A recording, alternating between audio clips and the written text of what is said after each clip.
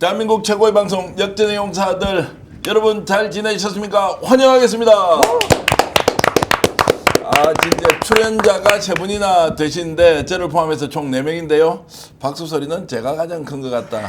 뭐 혹시 최전에가 안 좋은 일 계셨나요? 아니 지금 눈 빠지게 기다리고 있는 소식이 있어서 그렇습니까? 지금 계속 뉴스만 보고 있습니다. 뉴스만 보고 있다. 네. 그 눈 빠지는 소식이 이재 부대표님 어떤 겁니까? 이 V0의 네. 거치가 빨리 결정이 돼야 되는데 말입니다. 거치 결정이 되는지 안 되는지 고민까지 해야 하는가요, 김 박사님? 예, 뭐 고민하고 싶지 않았는데 주기현이라는 희한한 인간이 하나 등장하는 바람에 예. 제가 계속 요즘 얘기하는 꺼진 불도 다시 보자. 아. 끝까지 방심하면 안 된다 생각이 들고요. 그래도 구속 되겠죠. 자, 오늘 역전의 용사들 빛내주실 세 분 소개하겠습니다. 대한민국 최고의 앵커로 등극하고 있는 최지연 앵커 어서 오십시오. 안녕하세요. 반갑습니다. 부담스럽네요. 네. 요즘 오늘 근데 화면 잘 잡힙니다. 인물을 큼직큼직하게 카메라를 돌려놨는데 감사합니다. 최지연 앵커에 대한 인기가 굉장히 높아지고 있는데 정치 평론계를 장악할 수 있을지 없을지 예. 여러분 함께 지켜보겠습니다. 이지혜 부대변인 어서 오십시오. 네, 안녕하세요. 이지혜입니다. 예. 오늘 김건희 패션이랍니다. 네, 김건희 블랙으로. 패션으로. 이게 또 제가 다이아는 작지만 네. 이렇게 이게 목걸이와- 다이아인가요? 네. 가품인가요? 진품인가요? 아주 가품인데 네. 귀걸이와 같이 예. 이렇게 준비해봤습니다. 야, 닮을 게 없어서 김건희를 닮아서 내 존재감을 되드러낸다. 아니 V0의 구속을 기원하는 마음으로. 네네. 오늘 생각보다 기원하는 분 많더라고요. 김종욱 탄탄TV 대표님께서는 오늘 어떤 패션 코드로 나오셨습니까? 갑자기 이렇게 말씀하시니까 그냥 뭐 스마트하게요. 오늘은 좋은 날 될 것 같으니까 하얀색으로 싹 무장을 했습니다. 예. 오늘은 좋은 날 된다 이렇게 보시는데 여러분들 어떻습니까? 4시간 15분입니까? 25분입니까? 25분 동안 의외로 빠르게 영장실질 심사가 끝이 났습니다. 그런데 김건희가 최후 진술에서 어떤 얘기를 했느냐? 혹시 취재를 하고 계신 거죠? 어떤 얘기했습니까? 최후 진술 저는 충격받았습니다. 네. 결혼 전 문제들까지 거론이 돼 속상하다. 김건희의 최후 진술. 이 한마디가 어떻게 지금 이 순간에도 이런 말을 할 수 있을까. 아마도 이 발언이 그 도이치모터스 주가 조작 사건을 두고 한 말이 아닐까 의심이 되는데 왜냐하면 김건희가 결혼한 게 2012년이었고요. 도이치 주가 조작에 관여한 때가 2009년에서 2012년까지였습니다. 그러니까 본인은 왜 결혼 전에 그 문제들까지 들춰내갖고 나를 지금 이 지경으로 만들었냐라는 얘기를 한 것 같은데 이게 말입니까 뭡니까? 그럼 결혼 전에 이런 거를 한 게 문제가 아니라는 건가요? 저는 이 상식, 이 사람의 이 사고방식이 도저히 상식적인 수준에서 이해가 되지 않아요. 자, 이거 논쟁 시작해 주시죠. 김건희가 이제 속상하다라는 말을 했는데 이 말이 어떤 의미냐? 아니 제가 보자면 지금까지 잘 덮고 잘 살아왔는데 왜 이제서야 너희들이 나의 죄를 죄랍시고 들추고 있냐. 지금까지 다 무혐의 받고 다 끝난 거 아니냐 이라고 포효하는 것이 아닌가. 김건희 왜냐면 모든 법망을 다 빠져나가서 뭐 검사 남편이든 아니면 대통령 남편이든을 뒷배에 두고 굉장히 많은 것을 해먹을 결심을 하면서 굉장히 많은 곳에 마술을 뻗쳐서 이렇게 죄를 짓고 살아왔는데 그럼에도 아무 문제가 없었는데 지금에서야 니네가 뭔데 나한테 이렇게 법의 잣대를 들이내고 난리냐라는 어떤 포효가 아니었을까? 아니 그 이런 논리대로라면 범법자들은 결혼 안 하면 되는 거예요? 결혼 안 하면 뭐 처벌 안 받는 거예요? 그러니까 이게 말이 약간 안 이제 되잖아. 김건희 말에 예. 완전히 이제 속상한 두 분께서 이렇게 아니 그러니까 선도를 하시는데 연장선상이잖아요. 아무것도 아닌 사람이다 나는. 네. 내가 무슨 권한이 있냐. 내가 무슨 권한이 있다고 나쁜 짓을 했겠냐. 내 잘못 아니야. 했다면 그 잘못은 아마도 남편이 한 걸 거야. 라고 이게 선긋기. 그다음에 내가 죄가 있다고? 그럼 니네들이 한번 그러면 확인을 해봐. 지금 브릿지를 다 끊어버린 거잖아. 자기 말에 의하면. 그래서 여전히 뭐 오늘은 어땠는지 모르겠습니다. 근데 그 전까지만 하더라도 난 절대 구속 안 될 거라는 생각을 신념으로 가지고 있었을 거고. 근데 저는 오늘 더 황당했던 얘기가 그거였었어요. 받지 않았다. 와. 끝까지 아니 이 와중에, 특검에서 네. 실물을. 자술서랑 실물을 내놨는데 네. 나는 받지 않았다라고 얘기할 수 있는 그 말도 안 되는 사고방식이 뭘까. 그리고 그 현장 저 같으면 막 끝까지 우기다가도 여기 있잖아 실물 내놓으면 어이구 끝났네라고 얘기할 텐데 전혀 그런 생각을 안 한다라고 얘기하는 건 야 지금까지 얼마나 많은 사람에게 사기를 쳤으면 또 얼마나 많은 사람에게 뇌물을 받았을까라고 하는 부분들이 이런 어떤 태도 다 확인된다고 생각이 듭니다. 자, 김건희의 최후 진술에 대해서 시청자 여러분들은 어떻게 생각하십니까? 의견 올려주시면 아주 재밌는 내용 중심으로 공유해 드리겠는데요. 벌써 2100분이 들어왔다는 것은 오늘 방송에 대한 기대감이 굉장히 높다. 제가 진행을 잘한다 보다 출연자가 더 중요하고요. 세 분이 아주 막강 멤버로 오셨는데 더 중요한 게 또 뭔지 압니다. 김건희가 혹시 이 방송 중에 구속이 됐느냐 안 되느냐 확인하고 싶은 여러분들도 많이 계실 텐데요. 셜록 홈즈님 오늘도 오셨습니다. 감사합니다. 강순현님, 금모래님, 시더 이천님, 곽성일님, 수수께끼님, 비밀번호는님, 시더님, 시드 이천님 늘 이렇게 와주셔서 구독, 좋아요 해주셨는데 감사합니다. 강순영 선생님, 발레사랑님. 자, 구독, 좋아요 눌러주시면 더 많은 분들이 동시에 공유할 수 있다. 오늘 2300명으로 출발하는데 10,000명까지 달려보겠다라는 각오. 그래서 1부에서 저희들이 화끈하게 얘기할 거고요. 2부도 있습니다. 최재형 목사님이 특별 출연하는데요. 8시 50분에 오실 겁니다. 어떤 내용이냐.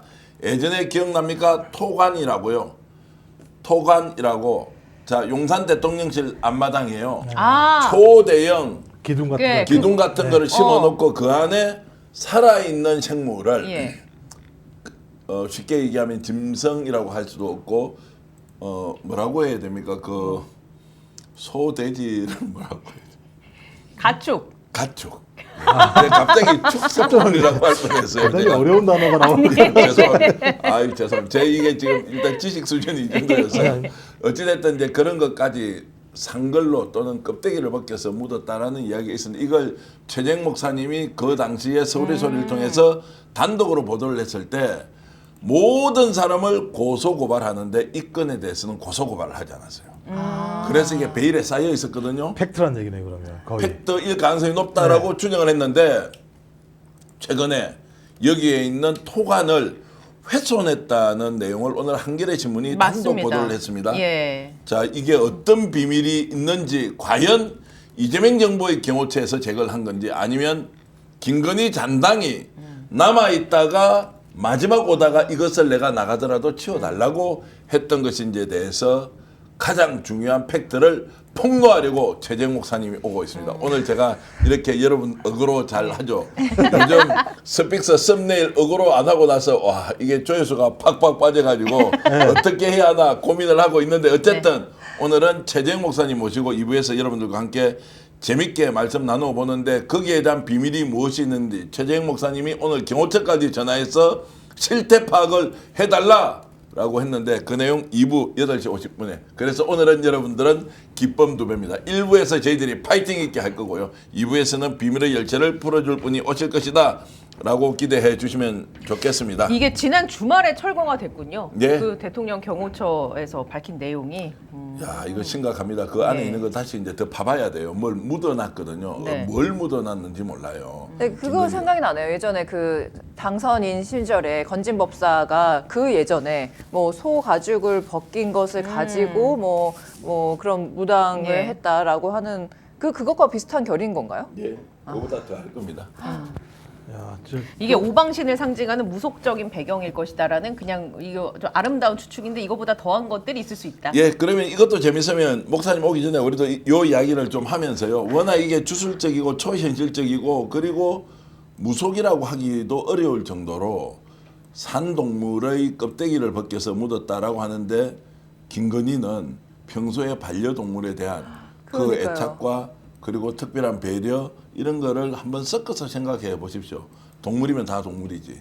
그런데 어쨌든 그것이 사실이라면 누가 왜 거기에 묻어놓으면 좋겠다고 했는지도 밝혀야 되지 않겠습니까? 이게 그 윤석열 대통령 당시에 그때 대통령실에서 해명을 어떻게 했냐면 배수 목적 시설이다라고 해명을 했거든요. 근데 그 배수 쪽 관계자분이 이게 한겨레와 인터뷰에서 어떻게 말씀하셨냐면 배수 목적의 관을 세로로 세우는 일은 없다. 그렇죠. 보통은 가로로 세우는데 눕혀서 묻고 그런데 이것을 불과 또 다시 이걸 만약에 진짜 정상적인 배수 시설이었다면 뽑을 이유가 없는데 지금 뽑았다는 얘기잖아요. 세로로 세워져 있고 이걸 뽑았다라는 것은 무언가 진상 규명이 반드시 필요하다. 아니 상식적으로 국방부 청사의 네. 배수 기능이 제대로 안 된다는 게 말이 안 돼요. 그렇죠. 이미 잘 돼 있을 거고 예. 거기에 어떤 시설을 갖다가 설치했다면 다른 어떤 목적이 분명히 있을 거다라고 저게 추정할 수밖에 없는 건데 김건희가 하는 짓을 보면 상당히 얘들 주술적이고 이런 힘들을 많이 믿을 수밖에 없는 것이고 새로운 시설물이 들어갔다면 그런 영험한 의미, 왜냐하면 용산으로 옮길 때도 원래는 광화문 가려고 했던 거잖아요. 광화문에 갑자기 용산으로 갔을 때는 용산의 어떤 주술적인 힘 때문에 갔다고 저희가 많이 생각하는 거기 때문에 그 힘에다가 더 큰 힘을 집어넣기 위해서 그런 걸 하지 않았을까라고 저희는 추정하는 거죠. 우리가 매우 상식적으로 지금 평론을 하고 있는데요. 그렇습니까? 자, 이거 끼워넣습니까? 저분들은요. 당연히 배수관로는 가로로 놓여야 되는 거 맞죠? 그러니까요. 이분들은 세로로 놓여도 그러니까. 배수가 된다고 생각하는 분이에요. 배수를 어디에서 어디로 하는 하늘과 땅으로 하는 거예요. 그런 식의 주술. 배수가 하늘과 땅을 만나게 연결하는 아. 이런 것으로 생각할 정도의 상상력이 없으면 지금 김건희 시대에 평론할 자격이 없다. 저는 갑자기 이 평론을 할 자격이 없음 플러스 이 발을 빼야 되나 이런 걸 어떻게 내가 아니, 평론을 할 수 그러니까요. 있지? 마이크를 김건희 빼고 좀 전문가네. 나가야 지금 자, 그래서 평론 수준이 주술적으로 육군사무소 이제 저렇게 나오는 거고요. 예전에 이제 저 사진 한번 보십시오. 저기에 5개를 묻어놨다는 저 이제 동그라미 사진이 있는데 이 내용이 이제 서울의 소리가 보도가 됐고 오늘 이 내용은 잠시 후 8시 50분부터 최재형 목사님 모시고 어떤 이유인지 자, 지금 육군사무소 앞에 저런 모습이 있다라고 이제 예. 하겠습니다. 오늘 본격적인 토론 들어가겠습니다. 자, 지금 3,400분이 들어와 계신데요. 저희들 화면에 보면 왼쪽에 상품 광고 창이 있는데요. 거기는 필요하신 분들 들어가서 조회해 보시면 우리 방송 듣는 것하고 아무 관계 없이 재밌게 상품 구경도 하고 그리고 우리 이 방송 볼 수 있다. 스픽스몰에서 판매하는 제품 여러 가지가 풍긴견 친구 세트를 비롯한 여러 가지가 있으니까 필요하신 분들 자 보시면서 이 방송 계속 즐겨주시기 바라겠습니다. 이봉관 서희건설 회장과 관련된 이야기 하겠습니다. 얼마나 놀랐으면 최초로 뭔가 뇌물을 전달해 줬다고 하는 회사의 회장이 바로 자수를 했습니다. 자, 정확하게 보면 자수가 아니고 자수서를 제출했는데 어떤 일이 벌어지고 있는 겁니까?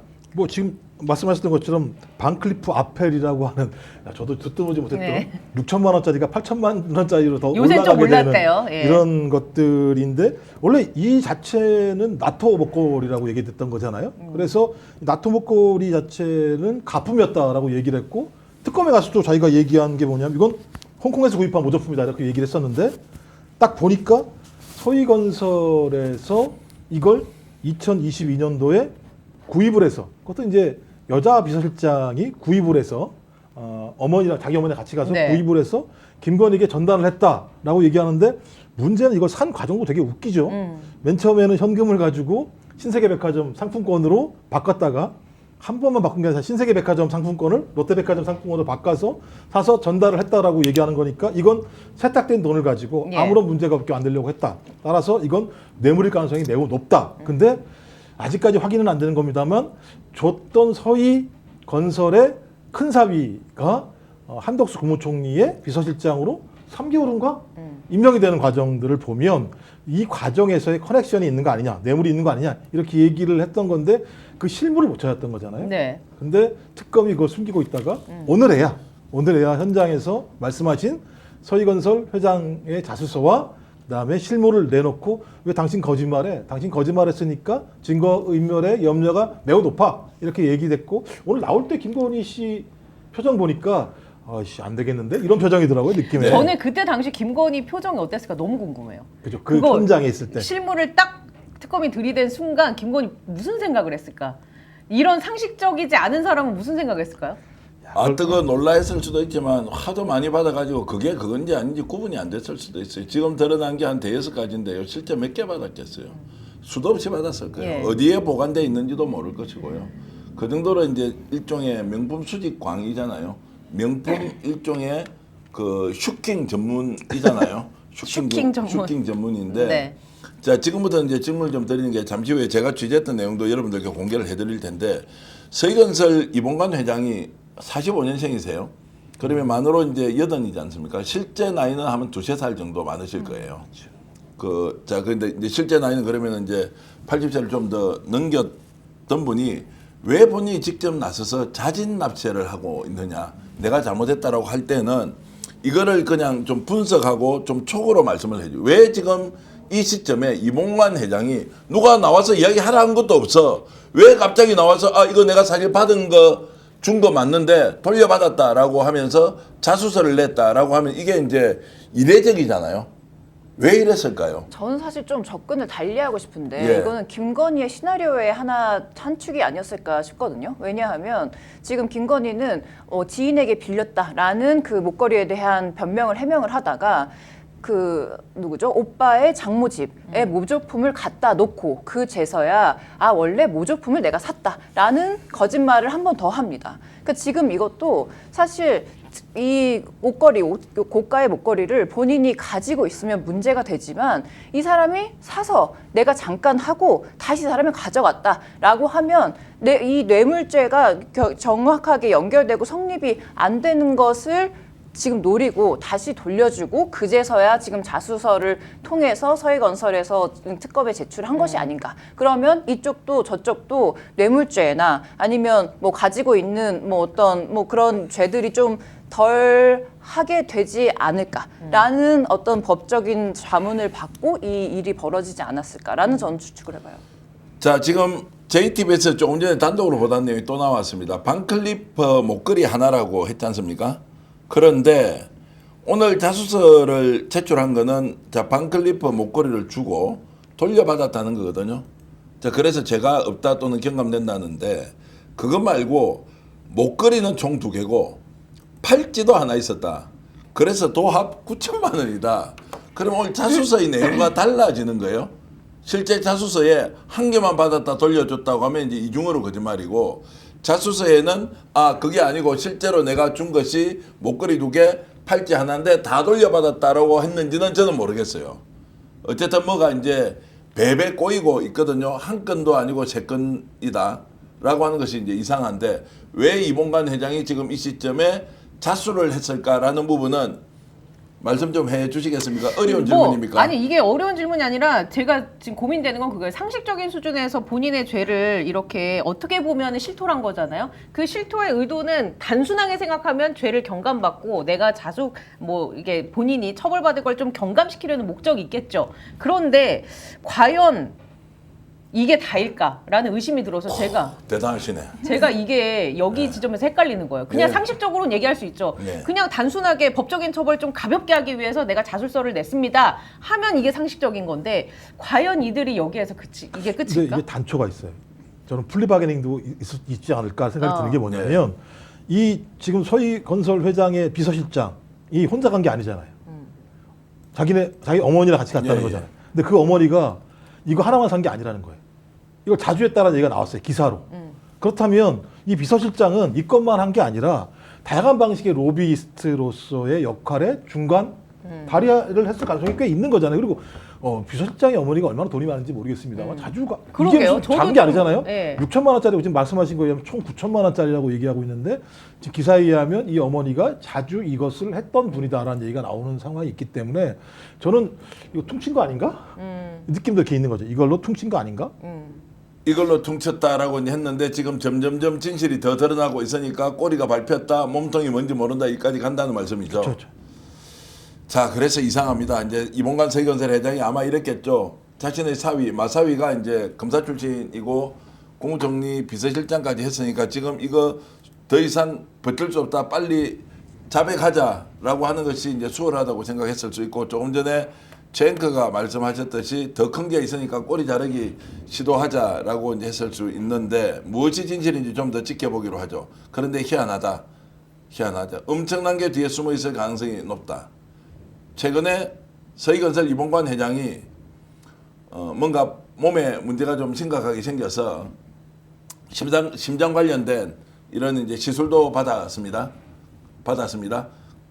근데 이게 이제 이 사건과 관련이 있느냐 없느냐 하는 것은 확인되지 않습니다. 연세가 많기 때문에 심장 관련 시술을 받을 수 있지 않습니까? 그런데 이게 이제 딱 터져오는 걸 보니까 큰일 났다라고 해서 밤잠을 설칠 수 있는데 이분이 회장이 있고 오너죠. 그런데 거기에는 CEO도 있고 여러 가지 법적 책임을 질 사람도 있지 않습니까? 왜 본인이 직접 나서서 이것을 해결해야 하느냐라고 하는 것도 사실은 의문이에요. 왜냐하면 꼬리 자르기 시도할 수 있는데 본인이 직접 받았다고 했어요. 자, 이것도 지금 우리가 이제 의혹으로 보면 한번 좀 따져봐야 한다고 근데 지금 생각합니다. 서희건설에 엮여 있는 거는 사실 이 목걸이뿐만 아니라 그 불법 선거 캠프도 서희건설 건물에 있었잖아요. 네. 그런 거를 알고도 그냥 묵인을 한 건지 아니면 네. 거기에 방조를 한 건지 뭐 이런 것도 짚어볼 필요가 있을 것 같고 여러 가지가 얽혀 있을 수 있다. 아니, 대표님 말씀하신 것으로 좀 추정해 보자면 그 서희건설 회장이 세 딸을 엄청 예뻐한다는 건 아닙니까? 네, 그 세 딸 딸을- 서희니까 예, 서희죠. 예. 예. 그 세 딸을 데리고 또 윤석열 취임식에도 가고 뭐 그랬다고 하는데 그 세 딸의 경영상 그 위임에 문제가 없도록 하기 위해서 본인이 지금 모든 것을 짊어지고 그럴 이런 수도 있죠. 행위를 한다고 지금 말씀을 하시는 것 같기도 하고. 네. 덮어쓰는 거죠. 근데 덮어쓸 수 있는지 없는지는 따져봐야 될 테고 이게 이제 얼마나 사안이 심각한지 이거 지금 내가 나서지 않으면 해결이 안 된다. 그래서 고령의 건강도 좋지 않은데 이렇게 나서서 자수까지 제출했는데 목걸이 하나인지 실제로 받은 게 목걸이가 세 개인지 아니면 그것 이외에도 있을 수 있잖아요. 저는 있을 수 있다고 생각해요. 왜냐하면 왜 갑자기 서희건설 사장이 이제 옛날 일입니다만 검사를 자기의 사위로 두려고 했었을까? 다 제가 볼 때는 서희건설 같은 경우가 이런 권력적 관계를 통해서 지금까지 여러 가지 방식의 로비를 통해서 자기의 이익들을 더 확대했을 거라 생각이 드는 것이고 말씀하셨던 것처럼 특히 윤석열 정부 같은 경우는 이런 게 잘 먹히는 거잖아요. 예를 들면 갖다 주면 뭔가 가져오는 게 있으니까 전 그런 측면에서 이 사건으로 특검에 자기가 자수서를 씀으로써 다른 사건들을 끊으려고 하는 것이 아닌가라고 볼 수밖에 없다는 생각이 들고 그 아프신 분들도 돈 많으신 분들은 돈 지키기 위해서 다 하세요. 보면 몸이 아프신 분들도 돈 문제 앞에서는 진짜 최선을 다하시더라고요. 나이가 많으셔도. 그래요? 네, 대체로 그런 경험을 할 만한 지금 아니 저도 뭐 여기저기 얘기를 들으니까요. 네. 이봉관 회장이 이재명 예, 잠시 후에 얘기를 계속하겠습니다. 아니 뭐 말씀을 하시다가 말아요. 뭔가 나왔어 지금 제가 어쨌든 이게 지금 의혹의 꼬리를 물고 있는데 보통 사건이 아니라는 직감이 들기도 하고요. 취재를 해보면 서희건설이 어디까지 갈지 모르는데 상상 초월의 일을 김건희 윤석열과 했을 가능성이 있다라는 전제로 이권은 이권대로 수사가 돼야 되고 그 외에 윤석열 김건희와 인연을 맺기 위해서 어떤 일을 했는지도 면밀히 추적해야 하는데 이제 그런 부분은 아까 말씀하셨던 사위가 맞사위가 검사 출신이다. 그리고 선물하고 난 뒤에 몇 개월 후에 지금 국무총리 비서실장이 되었다.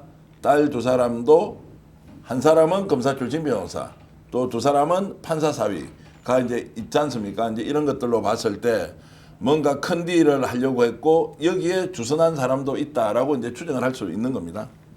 그래서 추정이 아닌 것 같은데요. 내용을 상당히 많이 아시는 것 같은데. 이 말씀 한번 드리고 국가조창기도회라고 들어보셨습니까? 네. 국가조창기도회. 네네네. 대한민국 국가조창기도회는 소위 말하는 개신교 교회에서 목사들 중에서도 가장 인지도가 있고 영향이 큰 사람이 국가조창기도회장을 맡아서 주도하면서 이게 정치 권력으로 보면 엄청난 그 힘을 가지고 네. 있지 않습니까? 모든 여야 정치 지도자들이 이제 국가조창기도회로 가는데 이봉관 서희건설 회장이요. 소위 말하는 성직자가 아닌 일반인 출신 중에서 유일하게. 대한민국 최초로 국가조창기도 회장을 합니다. 장로 출신이에요. 저는 근데 가톨릭이지만 이제 원래 개신교에서는 장로면 뭐 역할이 엄청 크고 이러고 대한민국에서 또 좋은 교회는 저 서희건설이 다 지어요. 강남에 가면 웬만한 초대형 이런 것들은 이제 다 하지 않습니까? 국가조창기도회 회장을 일반인으로 최초로 했다. 아 이게 지금 제가 찾아보니까 서희건설이 여의도 순복음교회, 명성교회, 광림교회, 청운교회, 포항중앙교회를 비롯해서 40여 개의 대형 교회를 건축한 바가 있군요. 예. 예. 그러니까 이익이네요. 그러니까 조찬기도회라고 하는 게 아니 조창기도회는 이제 최근에 한 거고 원래 서희건설이 교회 특수건축물 쪽으로 아주 이제 그 노하우가 있는 회사인데요. 아니 그러니까 그런 건축물을 만들게 되면 그냥 좋게만 지어주는 게 아니잖아요. 다 아시겠습니다. 건설 과정에서 여러 가지 야로가 왔다 갔다 하는 상황이기 때문에 무로가 왔다 갔다 하는 거 야로? 예. 야로라는 아주 일본 전문 용어를 써지. 그래서 이제 그런 사람들이 그걸 통해서 서로 네트워크를 다 만들죠. 예, 예. 근데 그 네트워크의 결과로 당신 조찬기도회 회장 좀 해 이럴 수 있는 거니까. 절대로 목사들은 양보가 안 되는 일인데 예.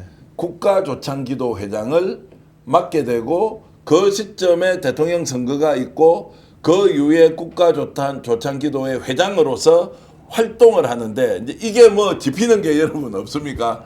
이 내용은 아마 방송에서 제가 처음 말씀드리는 것 같은데요. 저 뭐냐? 이봉관 회장이 오늘 이렇게 적극적으로 나서서 자수서를 제출했다라고 하는 것은 우리가 보지 못하는 엄청난 것들이 있을 수 있다라는 전제로 이 문제는 접근하는 것이 합리적이라고 저는 보는 거예요. 오늘 사실 김종욱 박사가 진행을 하고 제가 저기 앉아서 설명을 하면 더 좋겠는데 제가 말 많이 하면 엄청 싫어하시는데 우리 아니요, 구독자 여러분들이 정기환 대표님이 가장 핫한 정보를 많이 아시고 계시기 때문에 실제 이런 분들이 실제로는 진행을 하셔야 돼요. 그래야 탁탁 치면서 갈 수 있어요.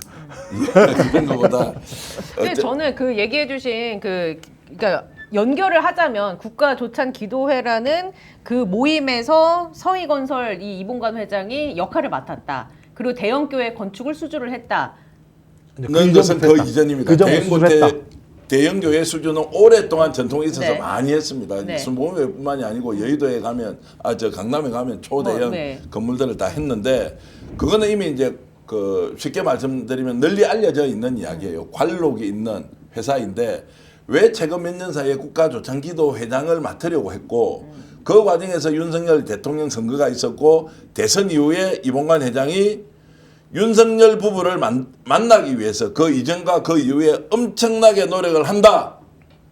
라는 것까지 제가 이야기하면 이거는 허위사실 유포는 아니겠죠. 목걸이를 그렇죠. 산 시점도 당선되자마자 바로 비슷합니다. 다음 날 샀으니까. 비슷합니다. 3월 이제 10일. 이게 예. 목적 없이 단돈 100만 원도 아끼는 분이 우리는 한 번씩 엄청 오바마 술 몇십만 원씩 먹을 때도 있잖아요. 그렇죠.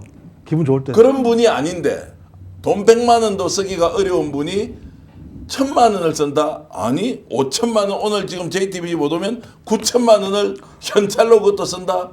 있을 수 없는 분인데 왜 이렇게 했겠느냐? 뭔가 다른 게 그 뭔가 다른 게 제 그냥 추측, 의심, 이건 그냥 제 뇌피셜인데 그 지역주택 조합이라는 거 있잖아요. 네. 지주택 사업 그거를 굉장히 활발하게 사업을 펼친 데가 바로 서희건설입니다. 그러면 지금 이재명 정부 들어서는 이 지주택 비리 이거 빨리 뿌리 뽑아라 이런 얘기를 이재명 대통령도 남기긴 했는데 그 과정에 저희 댓글로 어떤 분이 그것 때문에 피해봐서 정신적으로 너무 힘들다라는 댓글도 주셨던데 그런 부분과도 연관고리가 있지 않을까? 이 비리 사건에도 뭔가가 있지 않을까? 지주택 사업 뭐 설명드릴 거는 좀 있는데 어찌됐든 이제 네. 일반적으로 추론하는 것과 실제 이들이 움직이는 세계의 정보를 이제 확인하는 것. 이제 지역주택조합 사업이라는 것은 근본적으로 건설자가 손해 볼 수 없는 구조예요. 조합원들이 공사비가 늘어나더라도 다 돈을 대야 되는 구조이기 때문에 사업의 구조로 보면 굉장히 안정적이고 손해가 예. 안 보는데 그런데 갑자기 공사 끝나서 돈 더 달라. 그러니까 서희건설과 지역주택 조합원 간에 엄청난 분쟁이 법적으로 이제 예. 존재하게 되죠. 이제 그것은 수주와 관련됐다고 보기는 것보다는 이제 지금 어쨌든 지금 갑작스럽게 그래서 검찰의 권력이 필요했겠죠. 당연하죠. 서희건설 그거는 입장에서는 확실합니다. 왜냐하면 여기 이 과정에서 비리나 이런 게 없을 수가 없을 예, 것이고 그래서 검사 사위를 보고 싶었을 거고 그래서 이런 권력의 핵심에 다가가려고 했던 건 아니었을까? 그래서 그 이후에 우리가 지금 의심을 하고 있는 한덕수의 비서실장으로 간다던가 그 맞사위가 그리고 또 경선에 나갔다가 비록 떨어지긴 했지만 그래서 이분을 자꾸 권력의 높은 자리에 올려서 권력에 더 로비하는 것보다 이 내부에서 권력자를 만들자라는 어떤 뭐 그런 추진 동력이 있었던 것이 아닌가라고 추측도. 자, 그래서 솔직히 말씀드릴게요. 우리 같은 유튜버가 없으면 이 사건은 덮였어요. 그렇죠. 이 사건은 드러나지 않아요. 아니 드러나더라도 그냥 클리퍼 주고 얼마 줬다 그러면 꼬리 자르게 해요. 한 사람이 걸려들어요. 그러면 감옥 가서 한 3년 살면지 평생 먹고 사는 거 해결해주는 원래 패턴들이 있었죠. 이제 세상이 바뀌었어요. 이제 이걸 가지고 솔직하게 국민들한테 다 드러내놓고 이야기하고 평가받자. 수사기관도 제대로 수사라. 그래도 수사기관은 수사 모든 것을 까발리듯이 하지 않을 거예요. 또 거기서 꼬리 자르기 하겠죠. 사위가 있죠. 사위가 있습니까? 서희건설은 대한민국 뭐 중견기업으로서 돈이 엄청나게 많이 있을 거고 그걸 가지고 변호사 김현장부터 해가지고 태평양 뭐 온갖 데 다 쓸 거 아니에요. 막아내겠지. 그런데 우리도 끝까지 김 박사님 추적을 계속 해봅시다. 어떻게 되는지를. 그래서 이 선물을 줄 사람이 아니다. 그런데 이제 지금 나와서 이렇게 선제적으로 이봉관 회장이 하고 있다라는 것이 이제 상당히 이례적이다. 요 정도 말씀을 드리겠습니다. 그러니까 이건 좀 제가 볼 때도 말씀하신 게 그게 만약에 나온다면 이 주로 제가 볼 때는 이건 다 추정입니다만 두 가지잖아요. 이제 우리나라 이제 기독교 교회라는 게 되게 보수적인데 하나가 이제 건설업이 들어갔다면 전 대형 사업이라고 봐요. 만약에 된다면. 두 번째는 뭐냐면 정치적인 거잖아요. 김장한 목사부터 시작을 해서 기독교 같은 경우는 실질적으로 상당히 많은 득표력을 가지고 있는 거잖아요. 표를 가지고 있는 거잖아요. 전 그러면 국가조찬기도회에서 회장 정도를 맡고 있다면 이런 사람들과 상당히 많은 네트워크를 가지고 있을 거다. 네트워크를 가지고 있으면서 정치 권력과 경제 권력 이거 갖다 서로 호환할 수 있는 힘들을 가질 수 있는 측면이 있기 때문에 말씀하신 것처럼 뭐 100만 원도 안 쓴다면서요.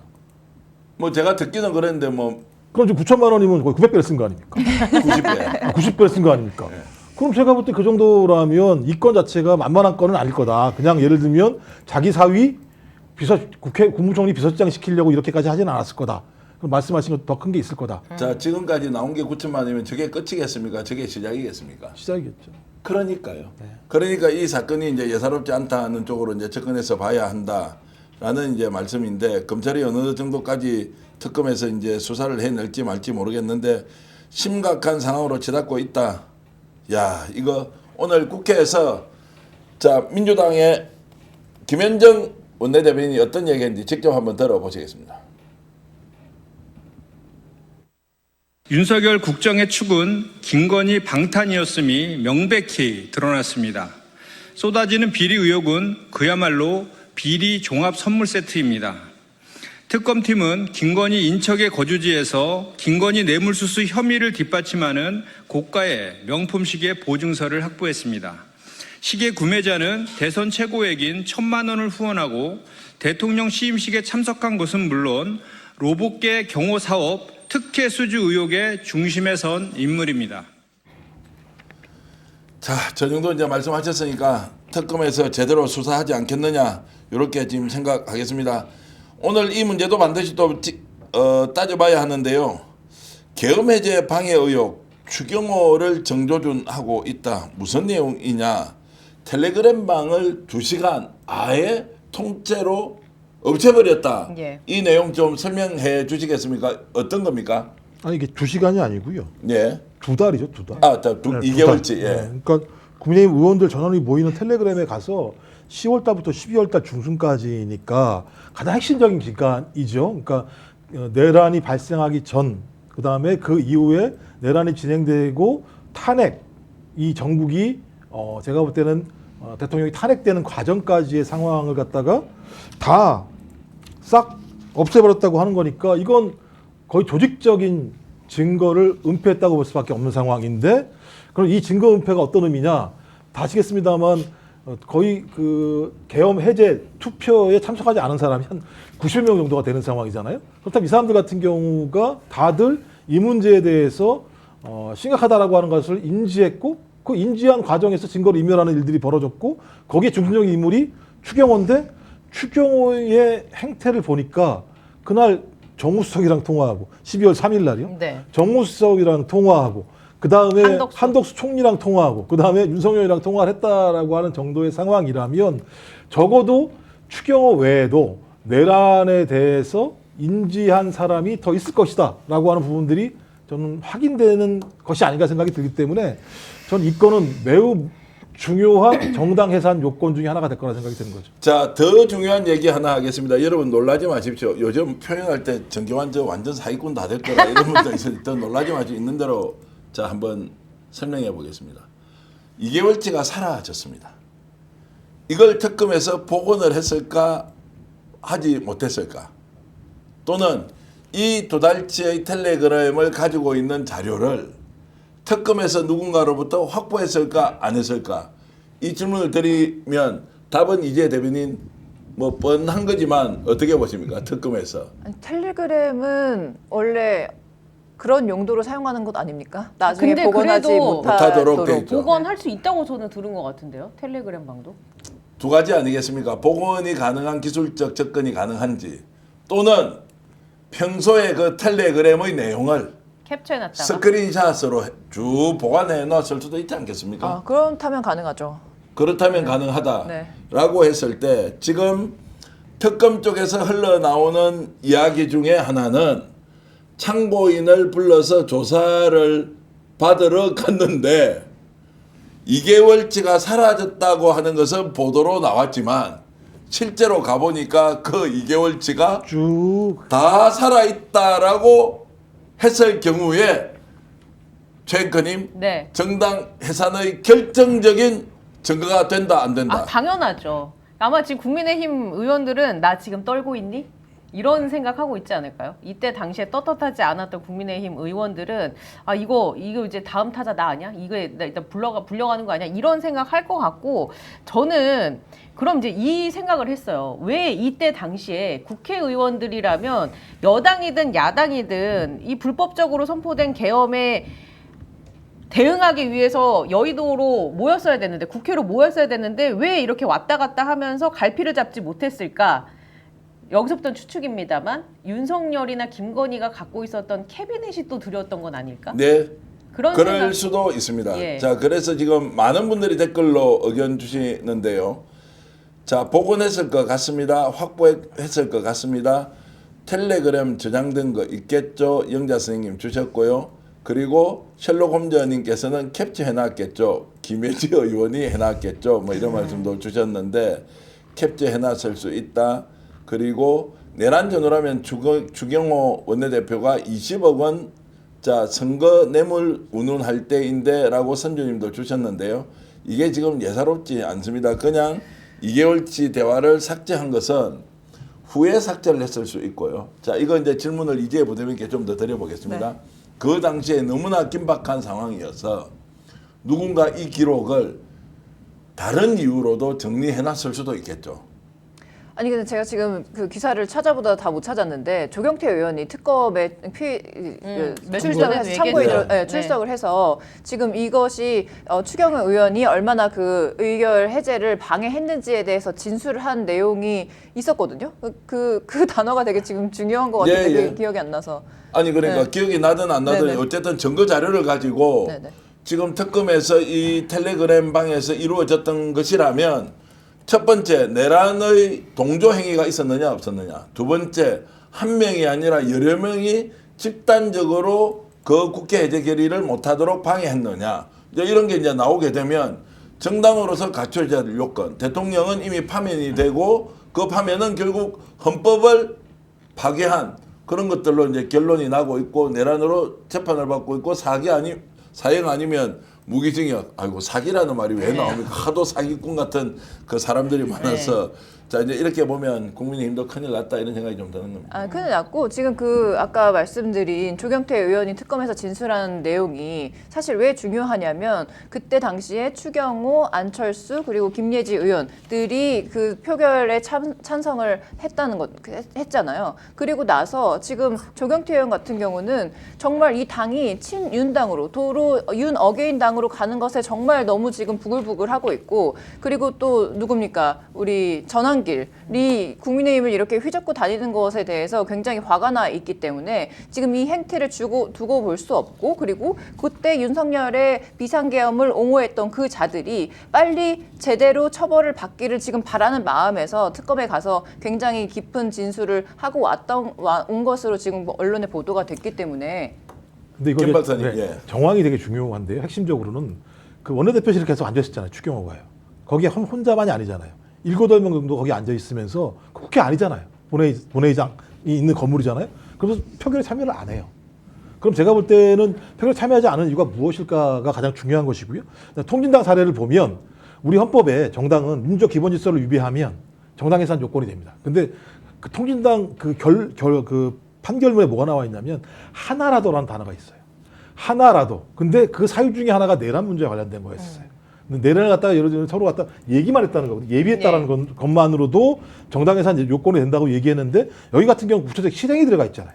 만약 이 지금 말씀하신 내용이 사실이라고 얘기한다면 윤석열은 내란을 실행했고 내란 과정에서 내란을 유일하게 막을 수 있는 비상계엄에 대한 해제에 참여하지 못하도록 조직적으로 일정한 사람들이 그런 행위를 전개했다고 얘기한다면 실행이 된 거예요. 근데 이 실행은 다 확인되잖아요. 한덕수도 실행했죠. 따지고 보면 지금 보면 최상목도 네. 실행했죠. 이상민도 실행했죠. 그래서 이 실행 자체가 확인되면 저는 당연히 정상 해산 요건에 분명히 들어가는 거죠. 근데 말씀하신 것처럼 그 두 달치를 다 가지고 있다면 또 특히 12월 3일부터 12월 15일까지 중순까지라니까 이 내용이 있다고 한다면 제가 볼 때는 그들의 진술과 이걸 맞추게 되면 상당히 구체적인 정황 자체의 증거들로 활용될 수 있겠죠. 자, 증거뿐만이 아니라 이제 죄가 하나 더 추가되겠죠. 두 달치를 삭제했다. 이렇게 하면 어떤 죄가 추가됩니까? 증거인멸. 증거인멸을 했죠. 네. 그 삭제 지시. 증거인멸이 아니라 증거인멸. 아, 예, 뭐그 발음은 하여튼 제가 이제 경상도 사람이어서 안 되는데 한 번만 더 발음해 보십시오. 증거인멸입니다. 발음 안 하겠습니다. 자, 그렇게 해서 이제 증거인멸이 되었다라고 이제 하면 그게 이제 제가 추가될 텐데 이 삭제 지시를 누가 내렸느냐도 매우 중요하겠죠. 추경호가 무관할까요? 조경태 의원이 얘기하고 삭제 지시를 했을 리가 없잖아요. 그렇죠. 당연히 없겠죠. 예. 뭐 추경호 원내대표 아니면은 권성동. 자, 그 원래 만든 사람이 폭파할 수 있는 거 아니에요? 텔레그램 방 같은 경우는 그 만든 사람이 폭파할 수 있는 거 아닙니까? 근데 두 달치만 이렇게 삭제한다는 것도 저는 잘 이해를 못해요. 다 나갔다가 들어오면 모르지만 특정한 시점은 그렇죠. 이렇게 원래 폭발을 하는데 폭발을 텔레그램 하는데 방은. 두 달치를 삭제했다라고 하는 것도 제가 그게 이제 뭐랍니까 이제 기능적으로 거기서 가능한지 아닌지 잘 모르겠어요. 어찌됐든 이제 그렇게 하고 있다라는 것까지 말씀을 드리면서 아, 저긴 가능하겠네요. 자동 삭제 기능이 있어요. 맞아요. 그러니까 하루가 지나면 며칠이 네. 지나면 자동으로 삭제할 수 있는 기능을 갖다 할 수 있어. 텔레그램 그게- 방에서는. 근데 예. 텔레그램 단톡방에도 그게 가능한 거죠? 그러죠. 단톡방도 가능한. 그런데 그걸 이제 했었겠죠. 웃기는 게 있습니다. 자, 오늘 오후까지 이게 이제 드러나는 소식이 계속 나오잖아요. 국힘에서 아무런 반응을 보이지 않습니다. 이거 완전 조작이다. 야, 이거 정치 탄압이다. 이게 말이 안 된다. 그런 얘기를 하잖아요. 이건 뭐 때문입니까? 그 말 나오는 순간 정당에 산 얘기 딱 나와요. 그거 뭐 자기들이 반응하면 아니야라고 얘기해. 그래? 아니야. 그럼 까보자. 까서 만약에 사실이면 니네들 어떻게 할 거야? 이게 나오기 때문에 전 바로 이건 정당에 산 내용으로 갈 거다. 우리 스픽스 챙기고 역전용사들 프로그램 중에 원내 대변인이 동일 인물이 두 번 나오는 것은 최초인데 한 번 더 듣겠습니다. 김현정 원내 대변인이 어떤 말씀하셨는지 직접 들어보시겠습니다. 추경호 국민의힘 전 원내대표가 계엄 당일에 내란을 주도한 이들과 연쇄적으로 통화한 사실이 드러났습니다. 계엄 직후인 밤 11시 12분에 한덕수 전 국무총리와 이어서 11시 22분에는 내란숙의 윤석열과도 통화가 있었습니다. 또 내란숙의 윤석열은 추경호 전 원내대표의 통화를 끊은 뒤 4분 후에는 나경원 의원과도 통화했습니다. 이 과정에서 국민의힘 의원총회 장소는 국회에서 당사로 여러 차례 바뀌었고 계엄 해제 표결에는 국민의힘 의원 108명 중 고작 18명만 참석했습니다. 자, 이제 저 정도 나왔는데 이게 결론이 어떻게 나겠습니까? 참고로 말씀드리면 추경호 원내대표는 내년 6월 지방선거에서 대구시장 출마 준비를 하고 있습니다. 요즘 국회의원 4선 이상 의원 중에 된다면 대구에서 4사람이 있는데 그중에 한 명이 추경호 의원일 것이라고 하는데 대구에 가니까 누가 이 이야기를 하더라고요.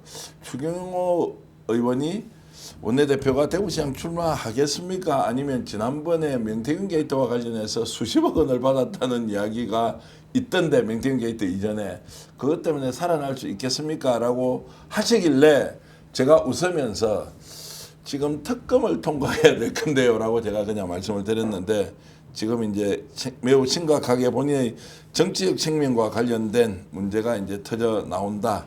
근데 만약에 지금 그 말씀이 다 이제 맞아 떨어져서 정상 해산까지 간다면 추경호가 국민의힘의 후보로 선거에 나갈 수는 없지 않습니까? 아니 못 나가겠죠. 그런데 이제 정당이 아직까지 해산되니까. 다른 생각하고 있다는 거예요. 본인이 저질렀던 일이 뭔지는 까마득하게 잊어버리고 아니 의도적으로 그냥 무시하고 앞으로 그냥 직진만 하면은 뭔가 정치적 돌파구가 나올 것이라고 착각하는 거죠. 아니 근데 김건희도 목걸이를 실물을 보여줬는데도 난 저걸 받지 않았다라고 이렇게 모르쇠로 일관하는데 저들의 지금 특징이 아닌가 싶은 생각도 들고. 근데 궁금증이 드는 게 나경원은 지금 뭐 하고 있을까?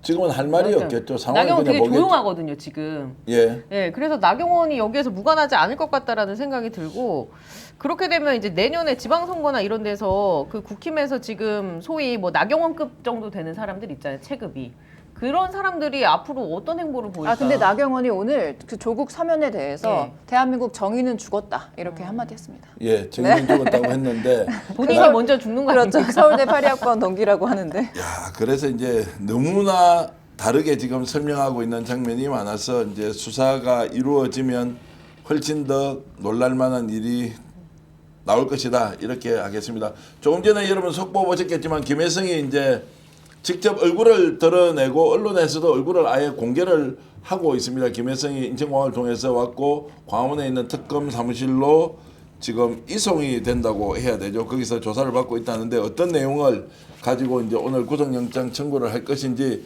좀 더 지켜보도록 하겠습니다. 제가 예고했던 대로 잠시 후에는 최재형 목사님이 나와서 김건희 주술 흔적과 관련돼서 지금 저 콘크리트 관이 있는 곳이 국방부 사무실, 국방부 건물. 네. 서울사무소 네네. 여기에 이제 정문 옆에 지금 배치가 되어 있는 것으로 되어 있는데 이거를 지금 지난주에 어떤 연유인지 몰라도 훼손이 되기 시작했다라고 해서 최재형 목사님 모시고 왜 저 자리에 원래부터 문제 제기를 했던 최재형 목사 그리고 이승만 의원이라고 기억나시죠? 네, 이성만 민주당 국회의원 네네. 이번에 이제 출마하지 않았습니다. 이분과 직접 가서 확인하지 않고 왜 일방적으로 경호처에서 저 내용을 훼손해 버렸느냐 라면서 강하게 문제 제기를 하고 있는데 오늘 훼손됐다는 사실은 한겨레 신문에서 단독 보도를 했고요. 제가 잠시 광고 말씀 전해드리면서 자 우리 최재형 목사님 오랜만에 그리고 귀하게 어렵게 너무너무 어렵게 모시고 여러분들과 함께 얘기 나누겠습니다. 자 우리 지금 함께 했던 세 분 패널은 계시면 더 좋겠는데 어쨌든 편하게 최재형 목사님과 자리를 바꿔서 얘기를 하면 좋겠고 챈커 그리고 우리 이지혜 부대변인도 계셔도 괜찮겠는데 편하게 판단하시고 김종욱 박사님은 자리를 좀 교체하는 것이 맞을 것 같은데 양해 좀 부탁드리면서 제가 광고 말씀드리겠습니다. 우리 댓글창이나 또는 저 화면 왼쪽에 보면은 여러 가지 상품에 대한 홍보가 나가고 있습니다. 여기에 클릭하시면 상품에 대한 내용 그리고 구매까지 쉽게 할 수 있는데요. 자 먼저 공동구매 전통식품 명인이 만든 맛고추장 맛 된장 이번에 참 자랑스러운 제품을 가져왔는데요. 저희들이 대한민국 전통식품을 대표하는 고추장과 된장 명인치고를 받으신 두 분의 제품을 가져왔습니다. 직접 드셔보신 분들 와 만능 맛된장 29,900원에 5통을 드리는데 시켜 먹고 된장 끓여보니까 정말로 맛있더라. 다른 게 다 필요 없다라고 해주셨고요. 정선자 명인의 만능 맛 고추장도 29,900원에 5통을 드리는데 요즘 인기 폭발 주문이 정말 많이 들어옵니다. 필요하신 분들 꼭 구매해 주시길 바라고요. 한우 뭉티기 육회 와 뭉티기 육회도 지금 하루에 50개에서 100개 계속 꾸준히 나가고 있던데요. 툭불 한우 불고기와 함께 한우 뭉티기 한우 육회 택배 포함 29,900원 400g 툭불 한우 불고기 직접 제가 먹어보니까 정말로 맛과 품질 손색이 없습니다. 400g 2개 38,000원 그리고 400g 3개는 53,000원에 여러분들께 모시고 있으니까 스픽스몰에 가셔서 공동구매 혜택 이어가시면 좋겠습니다. 자 여러분 지금 이제 말씀드리는 순간 우리 최재형 목사님이 저와 함께 하실 텐데요. 자 오늘 고생하신 우리 세 분 평론가님께 진심으로 감사의 말씀 이렇게 드리면서 따로 인사를 못 드렸는데 아이고 저렇게 계신 거 보니까 함께 했으면 더 좋겠다 싶은데 일단 최재형 목사님 모셨습니다. 지금 마이크 다 준비됐습니까? 목사님 어서 오십시오. 네, 반갑습니다. 예, 카메라가 목사입니다. 지금 돌아가고 네. 있습니다. 맞추고 있고요. 얼굴이 좋습니다. 그래서 김건희 씨가 구속되는 상황이라서 예. 제가 막 한 단계 더 안정과 평안의 늪으로 이렇게 그냥 잠드는 것 같은 평안함이 있습니다. 최재형 목사님이 대한민국을 정말로 윤석열의 실체에 대해서 국민들을 깨닫게 해준 결정적인 공헌자라는 거 여러분 잘 알고 계시죠? 오늘 이제 최 목사님과 한 30분 정도 지금부터 열심히 달리면서 어떤 내용인지 하나하나 따져볼 텐데요. 여전히 5,000분 이상 이 방송 보고 계신데 좋아요, 구독 그리고 좋아요, 구독 좀 눌러주시면 더 많은 분들이 동시에 시청할 수 있다라는 말씀을 좀 드리겠습니다. 목사님 반갑습니다. 목사님 어서 오십시오. 남창골님, 강건너 불구경님, 와 목사님 팬들이 막 들어오기 시작했습니다. 변영자 스님도 고맙습니다. 강순영님도 안녕하세요 이렇게 주셨습니다. 조관찰자님께서는 좋아요 누릅시다 이렇게 저 대신 말씀해 주셨는데 고맙습니다. 그리고 여러분들이 지금 들어와서 김영도 선생님도 말씀 주셨고요. 대한군님께서 목사님 감사합니다. 아직도 출근 금지인가요? 이런 말씀 주셨는데요. 안색이 좋아져서 보기 좋습니다. 최 목사님, SY님 고맙습니다. 민들레님도 인사 주셨네요. 조금 전에 댓글로 이병철 변호사가 윤석열을 접견했느냐 접견하지 않았느냐라고 하는 질문이 있었는데 어저께 접견을 하기로 했다가 월요일 날 아침에 급하게 윤석열 쪽에서 접견을 하지 않겠다라고 통보하는 바람에 이병철 변호사님의 윤석열 접견은 어제 하지 못했다 이런 말씀을 제가 여러분들께 정보로 공유를 해드립니다. 자 목사님 이제 본격적으로 제가 좀 논의를 시작하겠습니다. 오방신 무속 논란과 관련해서 가장 먼저 문제 제기를 했습니다. 그게 어느 위치에 어떻게 묻혀 있었던 것인지 먼저 설명을 좀 해주시면 고맙겠습니다. 김건희가 정권을 잡자마자 육군사무소였죠. 네. 국방부 정문 앞입니까? 그렇지 않고요. 예, 말씀을 좀 정확하게 해주시죠. 정확한 위치는 예, 대통령 청사 바로 앞에 예, 육군 서울사무소가 있습니다. 육군 서울사무소는 계룡대에 있는 육구참모총장이 서울에 업무차 왔을 때 거기서 업무를 보거나 좀 이렇게 휴식을 취할 수 있는 공간인데 그 육군 서울사무소 울타리를 해체를 하고 거기에다가 둔덕을 만들어서 거기에다가 매설을 했기 때문에 정확하게는 육군 서울사무소 울타리 둔덕이라고 말을 해야 정확할 것 같습니다. 네. 자, 그래서 그곳에 무엇을 묻었느냐라고 하는 질문을 드리면 지금 추정하는 것을 좀 공유해 주실 수 있습니까?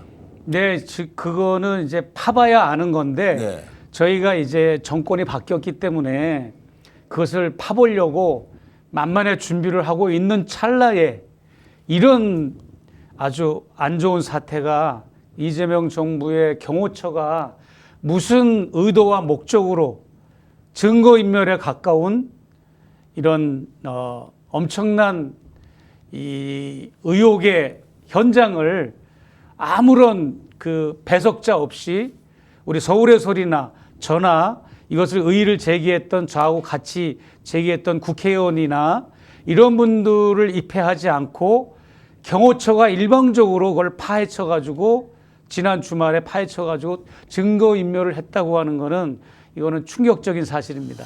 자, 왜 그러면 경호처가 지난 주말에 이게 주술 의혹을 받고 있고 이것을 실체적 진실을 밝히지도 않은 상황에서 경호처가 일방적으로 해체했는데 그것도 이재명 정부의 경호처에서 왜 이런 일을 했느냐 좀 질문을 드립니다. 그거는 간단하죠. 아직도 윤석열, 김건희의 내란 잔당 세력들이 경호처 안에 존재하고 있다고 하는 걸로 추측이 되고 그렇지 않고서야 이게 어떻게 이 대명천지 이재명 정부 하에서 이런 일을 감행할 수가 있겠습니까?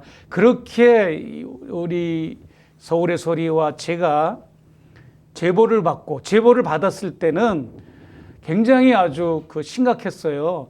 거기를 출퇴근하는 분이 계셨습니다. 그러니까는 최초 제보 말씀이죠. 네, 최초 제보자가 그게 언제입니까? 예, 2020? 지금 말씀을 드릴게요. 미군 부대 영역이잖아요. 네. 저기 국방부 청사, 그러니까 대통령 청사로 사용한 곳이 미군 부대 안에 일부 반환한 곳에 이제 국방부가 들어가고 국방부를 몰아내고 대통령 청사가 들어갔는데 어디에 근무자라고는 내가 밝힐 수가 없습니다. 거기 합참도 있고 국방부도 있고 대통령 청사도 있고 뭐 미군 부대 시설도 있는데 거기를 매일 출퇴근하는 사람이 딱 매일같이 출퇴근을 하니까 이상한 현상이 벌어지는 게 보이더랍니다. 그래서 이렇게 시멘트 흉관 우리가 녹강이라고 말하는 그것을 뭐 이렇게 절단하는 것도 보고 매설하는 것도 보고 이거는 도대체 있을 수 없다. 배수관으로만 쓰거든요. 이 시멘트 흉관은 예. 주로 배수관으로 쓰는데 눕힌 채로가 아닌 세로로 하나씩 박더랍니다. 이거는 굴뚝으로 쓰려는 것도 아니고 굴뚝으로 쓰려면 여러 개를 연결해서 매설을 해야 되는데 하나씩만 거대한 흉관을 하나씩만 5군데에 박더랍니다. 그리고 나중에 이걸 뚜껑을 해덮으려고 절단을 하기도 하고 이런 제보를 해오신 겁니다. 자기 신변의 위험을 무릅쓰고. 저 사진이 나오는데 이제 저 위치에다가 흉관을 쉽게 얘기하면 토관입니다. 이제 토관이라고 아니야, 하면 토관은 아닙니다. 그러면- 토관은 흙으로 된 거나 그런 예. 건데 시멘트 흉관이 맞습니다. 흉관으로 표현하면 흉관인데 배수로나 예. 하수구 이런 때 주로 사용하는 우리가 보통 도로공사할 때 그걸 네, 이제 네, 밑에 흔하게 이제 볼수 이제 있는 그런 녹광입니다. 것인데 그걸 예. 세로로 이제 땅과 하늘을 향해서 묻었다. 수직으로 매설을 했고 거기에다가 그 무언가 재물이 됐든 어떤 내용물을 집어넣고 뚜껑을 해 덮고 그 위에 위장하기 위해서 사철나무를 이렇게 심어 놓은 겁니다. 그래서 이제 인공위성으로도 저희가 찍어서 확보를 했고 그 다음에 가장 그 근접해서 우리 저기 기자들 2명을 일요일 날 가족 소풍을 가는 명목으로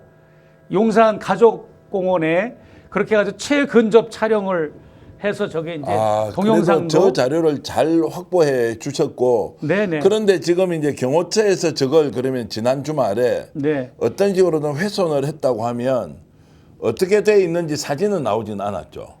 네, 사진도 나온 거 없고 예. 무슨 의도로 했다는 거는 딱 하나입니다.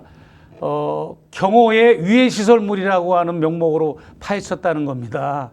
유해 시설물, 경호상 유해 시설물이다라고 하는 명목으로 그러면 네. 경호처장도 있고 지금 또 경호처 차장은 아니지만 이번에 경호처에 가 있는 저희들이 잘 아는 박관천 전 행정관 지금 경호정책관입니까? 이렇게 정책관 아니면 무슨 뭐 그 특보 같은 예. 뭐 그런 직책을 그런 우리 이제 받으셨잖아요. 지인들도 거기에 있을 텐데 왜 이것을 확인하지 않았을까? 그냥 훼손을 시키지는 않았을 것 같은데요.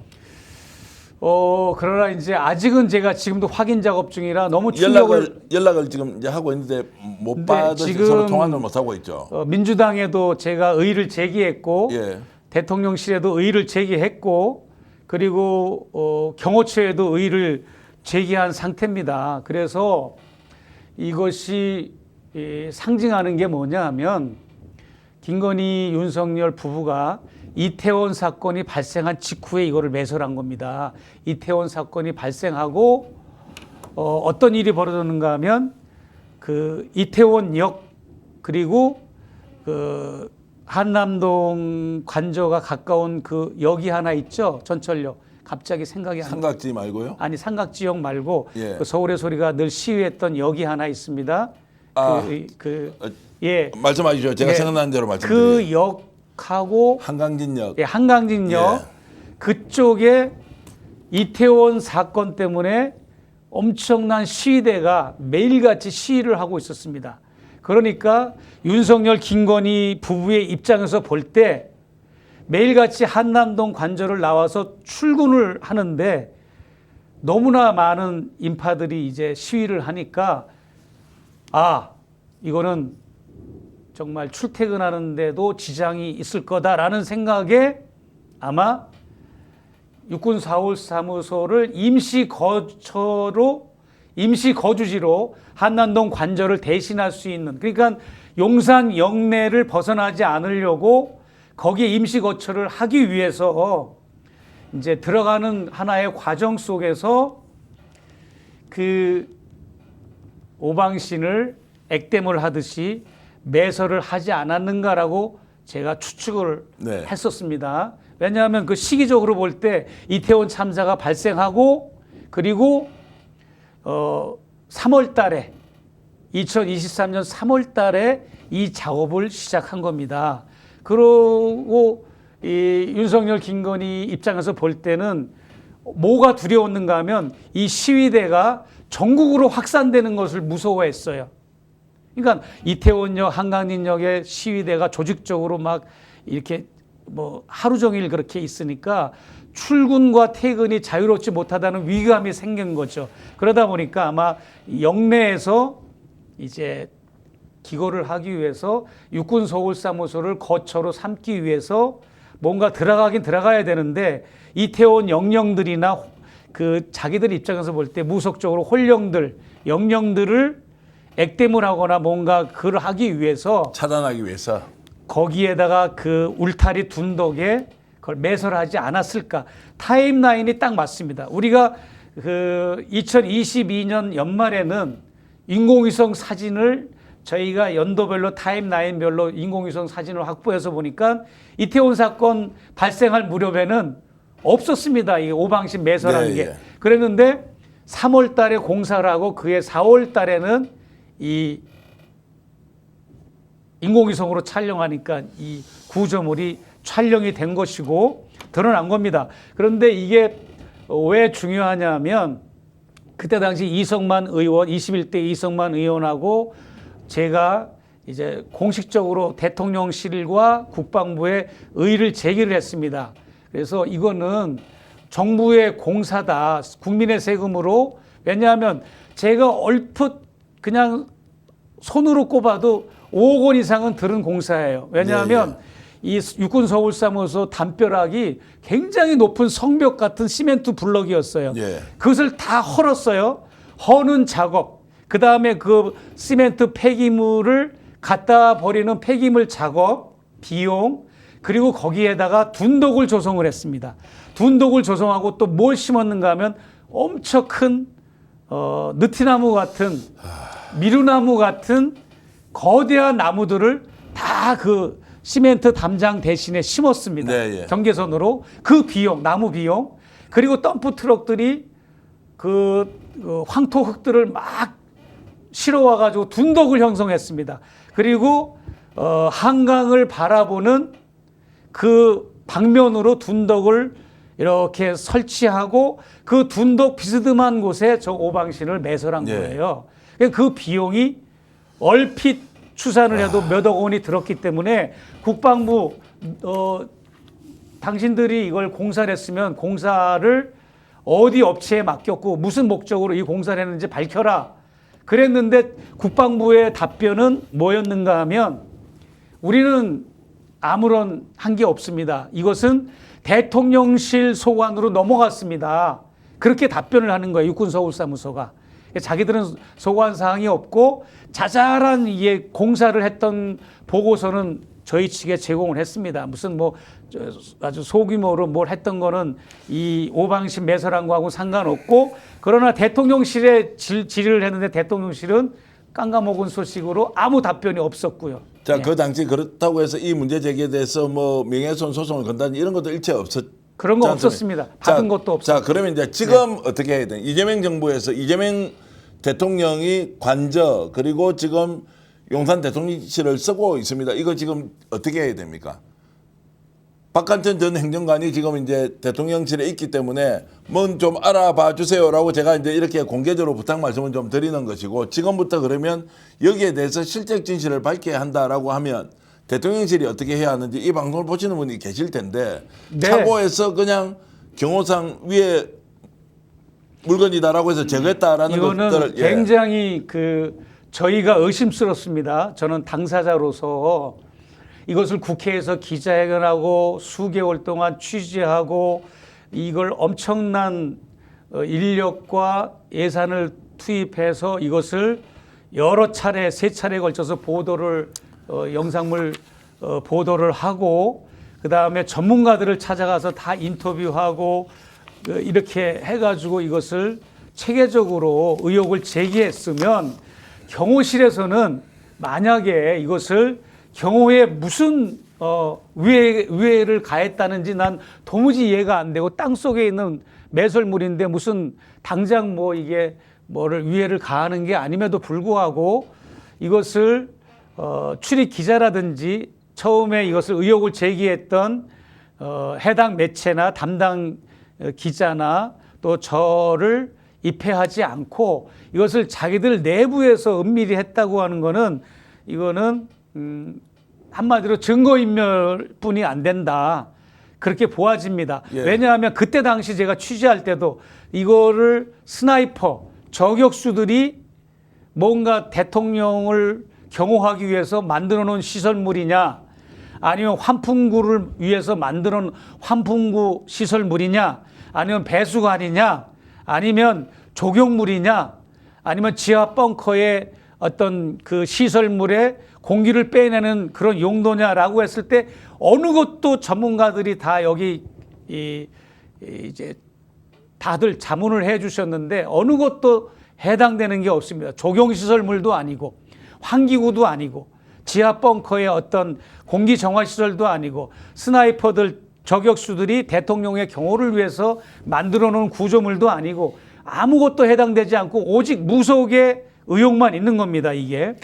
알겠습니다. 네, 예. 자, 이제 이런 사항 여러분들 이제 알고 대통령실이 이 사안을 제대로 다뤄주길 바랍니다. 국회에서도 관심 가진 분들이 있으니까 일단 처분의 내용이 무엇인지 결과가 어떤 것인지 한번 기다려 보겠습니다. 제가 볼 때 이제 김건희 씨가 예.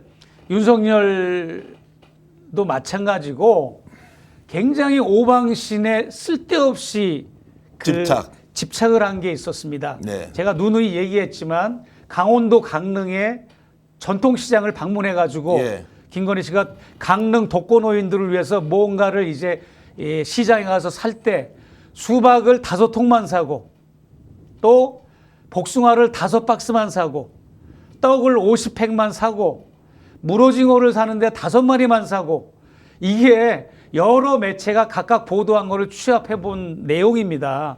그러고 여기 묻은 것도 오방신이라고 하는 것을 이렇게 간헐적으로 획일적인 규격에 맞추지 않고 이렇게 산발적으로 오방신을 매설했는데 이것도 전문적인 그 전통 우리 그 역술인들이나 무속인이 답변을 해줬습니다. 직접 저런 방식으로 산발적으로 묻는 것도 하나의 오방신 매설 방법의 하나다라고 답변을 해줬고요. 예, 예. 그렇기 때문에 이게 과연 누가 여기 개입됐느냐? 일본의 여기 건진법사가 추종하고 섬기는 일본 신과 관련이 돼 있느냐? 아니면 건진법사나 천공이나 백제권 교수 같은 인물들이 어느 특정한 인물들이 여기에 관여가 된 거냐?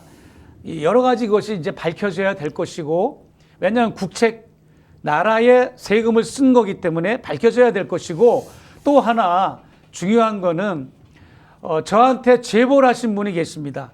제보를 하신 분이 계신데 그 내용물에 뭐가 들어갔다고 제보를 하신 분인데 이분은 그렇다고 여기에 내용물을 매설할 때 직접 관여하신 분은 아닌데 예. 영적으로 뭐 본다고 하는 분이 이제 그 제보를 했기 때문에 제가 크레딧이나 신빙성은 직접적으로는 두지는 않지만 그분의 말에 의하면 예. 그 안에 일본 쇼군의 무덤에 있는 흙을 일부 매설을 했다고 그렇게 말을 하더라고요. 그건 확인해 보도록 하겠습니다. 어쨌든 이 문제 그냥 넘어가서는 되지 않는다. 네, 오늘 우리 최재형 목사님 모시고 더 중요하게 해야 할 이야기 바로 김건희 구속과 관련된 것인데요. 네, 네. 현재 김건희는 서울 남부 구치소에서 대기 중에 있습니다. 영장 발부 여부에 대한 최종 결정 법원에서 하지 않았는데 자정전으로 이루어지지 않겠느냐. 혹시라도 지금 이 시간에 된다면 속보 여러분과 함께 할 테고요. 누구보다도 김건희의 구속, 윤석열의 국정농단에 대해서 목숨 걸고 싸워왔던 우리 최재형 목사님의 감회는 오늘 특별히 새로울 것 같은데 먼저 이 내용에 대해서 본격적으로 질문하기 전에 최재형 목사님이 지금 겪고 있는 고통에 대해서 여러분들께 먼저 말씀을 드리겠습니다. 좀 도와주시면 고맙겠습니다. 후원을 좀 해주시라는 저희 간절한 부탁입니다. 지금 혼자서 가족들과 떨어져서 몇 년째 지금 대한민국에서 생활을 하고 있고요.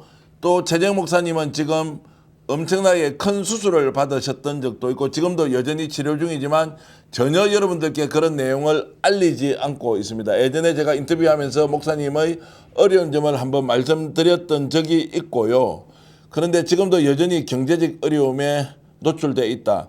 전국을 다니면서 강연도 하고 여러 사람들을 돕고 있고 끝까지 김건희 국정농단 세력과 전면전을 하면서 목숨건 투쟁을 이어가고 있지만 이 경제적인 어려움은 해결할 길이 없다. 그래서 제가 오늘 부탁 말씀을 드렸고 계좌를 좀 공개를 하면 좋겠다. 최재 목사님 농협 계좌인데요. 1149-12005948입니다. 농협 계좌 이 방송 직접 화면으로 보지 못하고 소리를 듣고 방송 청취하시는 분들도 많기 때문에 농협 계좌입니다. 1149-12005948 최재 목사님을 좀 꼭 도와주시라. 우리가 십시일반으로 돕는 것이 최재 목사님이 이렇게 정의롭고 그리고 올바른 길을 선택해 왔던 것에 대한 우리의 최소한 도리다라는 생각이 들어서 제가 주제넘게 여러분들께 좀 도움 말씀 부탁드리겠습니다. 자, 목사님,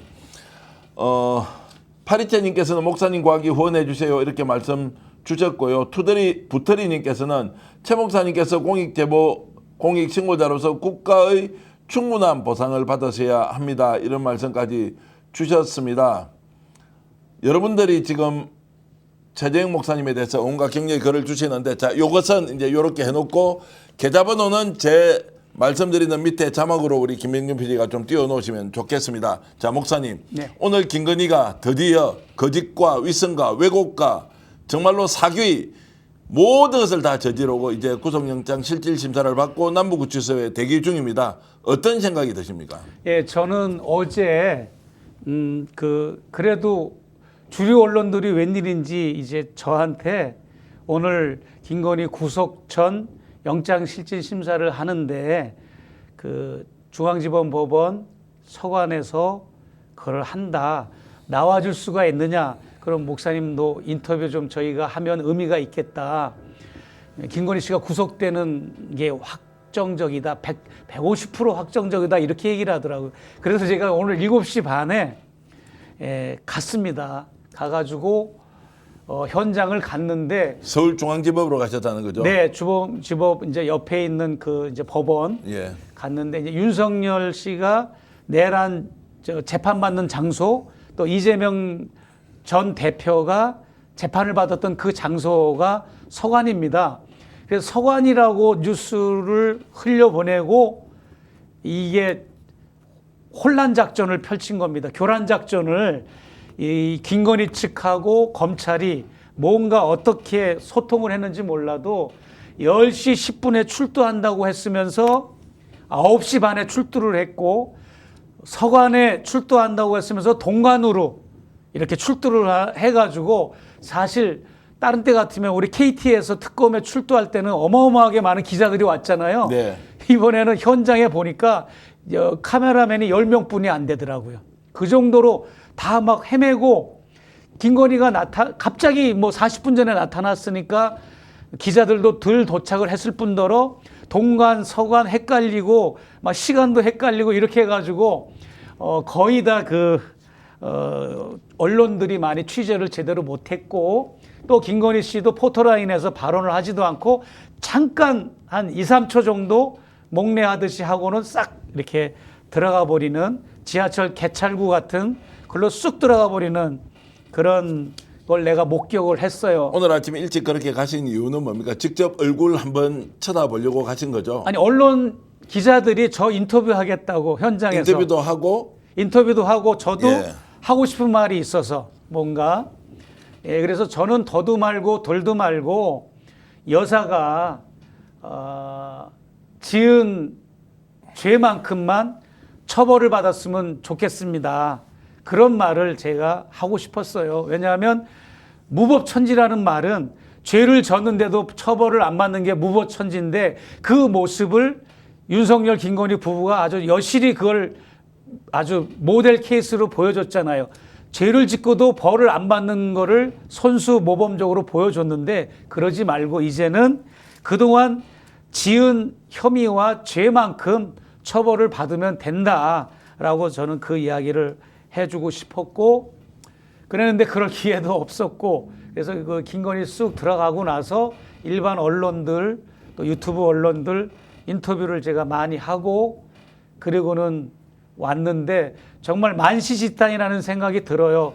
너무 이제 늦은 감은 있지만 지금이라도 정말 천만다행이라는 생각을 했고, 제가 예측을 한 게 하나 있습니다. 우리 이병철 변호사는 늘 예언이라고 말을 하는데 자기가 뭘 이렇게 던져놓고 저는 예측이라고 말하고 싶은데, 과거에 내가 대선 전에 뭐라고 그랬는가 하면 이재명 대통령이 당선이 되면 3개월 이내에 김건희 씨는 구속될 거다라고 했는데, 오늘 이재명 달력으로 2달하고 열흘 딱 됐더라고요. 네. 2달 열흘 만에 김건희 씨가 결국은 구속되는 상황이, 아직 뭐 오늘 밤 돼봐야 알겠지만 거의 확신하고 구속이 되는 이런 현실이 다가왔다는 게 저는 믿어지지가 않고, 윤석열 김건희 국정농단을 가장 먼저 국민들에게 알렸던 분은 바로 최재형 목사님이셨다. 디올백으로 출발하지만 그 외에도 수없이 많은 단독 보도를 하면서 대한민국 언론은 관심도 보여주지 않았다. 일부 언론은 관심을 보였지만 그것이 이 사안을 국민들에게 알리기에는 너무나 부족했죠. 그러나 쉬지 않고 끊임없이 최재형 목사님은 다른 동지들과 함께 김건희 윤석열 국정농단을 끝까지 파헤쳤다, 이런 말씀을 드리겠습니다. 저희들이 농협계좌 114912005948로 최재형 목사님을 꼭 건강으로도 좀 힘들고 그리고 경제적으로 힘든 최재형 목사님을 돕자고 제가 공개를 했습니다. 우리 댓글창 또는 화면에 보시면 왼쪽에 상품 소개 광고가 있는데 거기 오른쪽 보면 점이 3개가 있습니다. 그 점을 누르시면 그거 X 치면 이 광고 보지 않고 농협 계좌번호 다 확인할 수 있으니까 잘 모르시는 분들은 자 이렇게 좀 안내를 해달라고 하셔서 했습니다. 부터리님, 성각자님, 그리고 2037님 여러분들이 이렇게 후원을 하겠다고, 주정현 선생님도 후원을 하신다고 이렇게 주고 계신데 진심으로 감사의 말씀드립니다. 주정현 님도 입금을 했습니다. 힘내세요 목사님 이렇게 해주셨는데 진심으로 제가 감사의 말씀을 드리겠습니다. 자, 윤석열 김건희가 이제 오늘 이렇게 구속되고 나면 부부 최초 구속이라는 것도 있고 이후에 이제 수사받아야 될 내용이 굉장히 많지 않습니까? 네. 그러면 전망 한번 해보겠습니다. 윤석열은 지금 재판에도 나오지 않고 수사도 아예 받지 않습니다.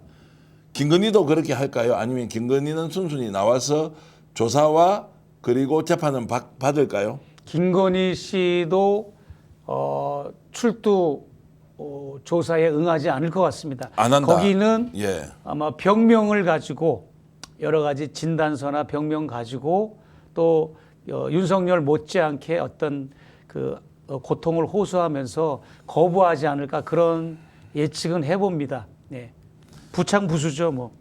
그리고 저는 윤석열 김건희 이것을 보면서, 오늘 김건희를 제가 옆에서 보면서 놀라운 점을 발견했습니다. 네. 이건 아무도 말할 수 없는 것 같아요. 뭐냐면 김건희는 세력이다.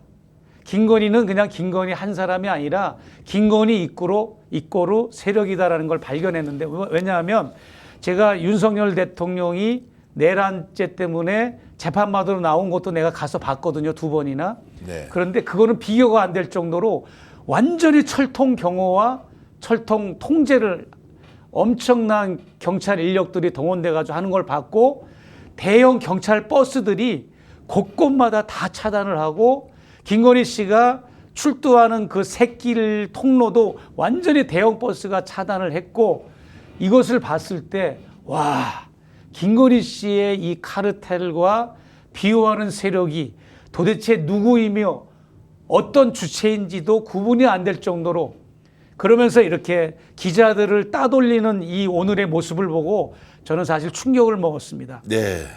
그러기 때문에 우리는 오늘 김건희가 만약에 구속된다 해도, 아이 김건희 이제 구속됐고 윤석열도 구속됐으니까 이제는 일상으로 돌아가자, 이제는 손을 털자, 안심하자라고 할 게 아니라 오히려 지금부터 우리는 투쟁을 하고 더 잔당을 소멸하고 잔당을 소탕하는데 더 우리는 노력을 해야 된다라고 저는 주장하고 싶어요. 왜냐하면 김건희 윤석열만 들어간 거지, 그들을 비호하는 세력, 그 비호하는 세력, 국힘당을 출입하는 어떤 인사가 제보한 내용입니다.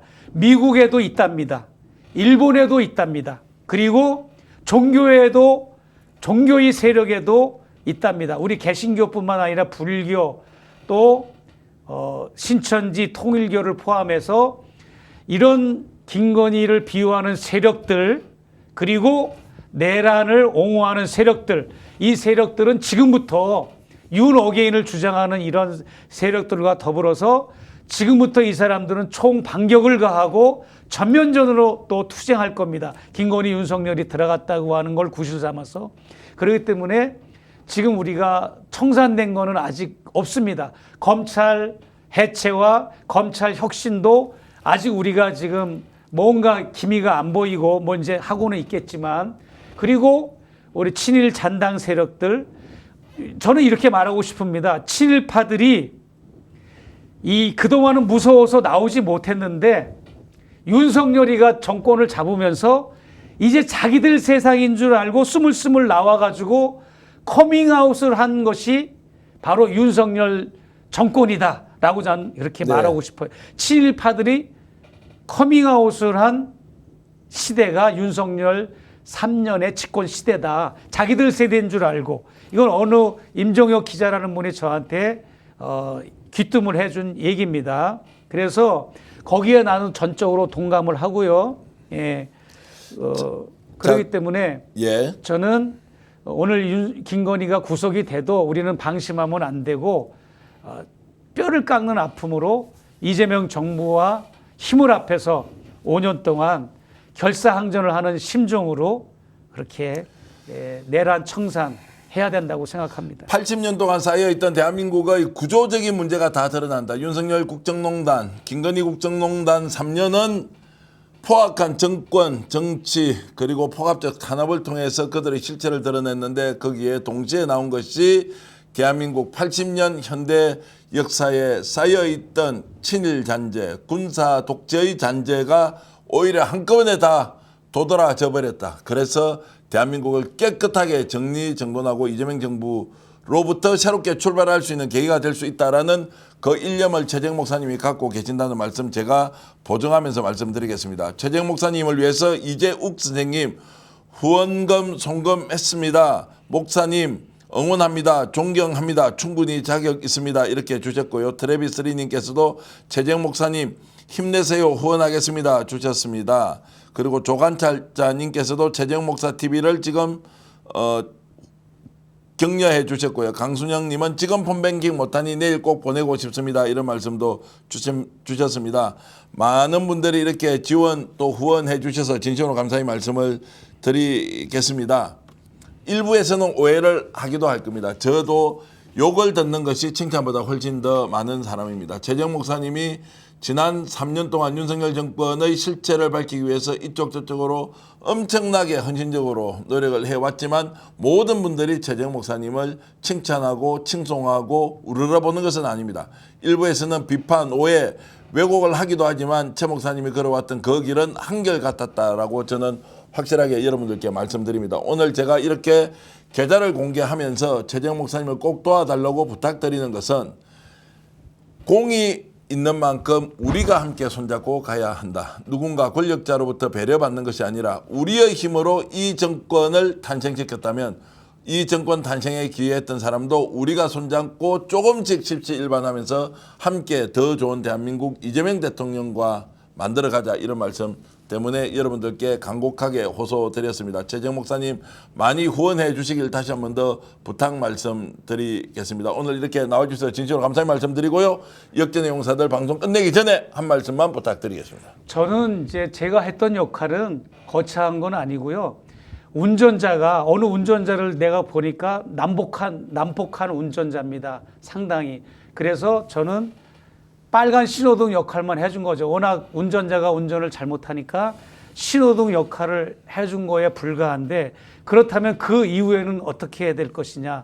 그 운전자가 다시는 핸들을 잡지 못하는 제도적인 개선도 필요할 거고 쉽게 말해서 윤석열, 김건희 같은 사람은 이미 평검사 시절, 검찰 초급 간부 시절, 중앙지검장, 검찰총장 시절에도 이미 많은 혐의와 범죄가 있었음에도 불구하고 그런 사람이 감히 대한민국의 대통령으로 출마한다고 하는 그 넌센스를 그 모순을 우리가 봤음에도 불구하고 우리 대한민국의 국가 시스템이나 사회 시스템이 그런 사람을 제어하거나 통제할 수 없는 그런 무방비 상태에 있다고 하는 것 제가 문제 제기를 해드리고 싶어요. 알겠습니다. 대한민국은 그게 선진국 대열에 들어섰는데 저런 무자격자가 어떻게 대통령에 출마를 해도 대한민국 언론과 사회와 시민단체가 그것을 속아 넘어가고 그것을 제어할 수 있는 시스템이 없다고 하는 것 자체가 너무나 한심스러운 생각도 들고 범죄 집단이 정권을 쟁취한 거다라고 저는 보아집니다. 알겠습니다. 네, 콩콩님께서는 목사님 나라를 구하셨습니다. 김영희 스님께서는 목사님 이제 잠 좀 푹 주무십시오. 너무너무 인간적입니다. 이렇게 또 짱님께서는 칭찬을 해 주셨는데 고맙습니다. 오늘 저녁에 김건희가 감방에서 남부구치소에서 밤을 지새울 것이고 그로부터 언제 나올지 기약할 수 없는 감방살이 시작할 것입니다. 여러분들이 대한민국을 살렸습니다. 여러분들이 대한민국을 지켜주셨습니다. 여러분들이 이재명 정부의 탄생 그리고 이재명 정부의 성공을 위해서 이제 다 함께 책임과 의무감으로 더 좋은 대한민국 함께 만들어 갔으면 좋겠습니다. 최정 목사님 감사드리고 오늘 역전용사를 시청해 주신 국내외 애청자 여러분들께 진심으로 고마움을 전하면서 방송 모두 마치겠습니다. 여러분 안녕히 계십시오.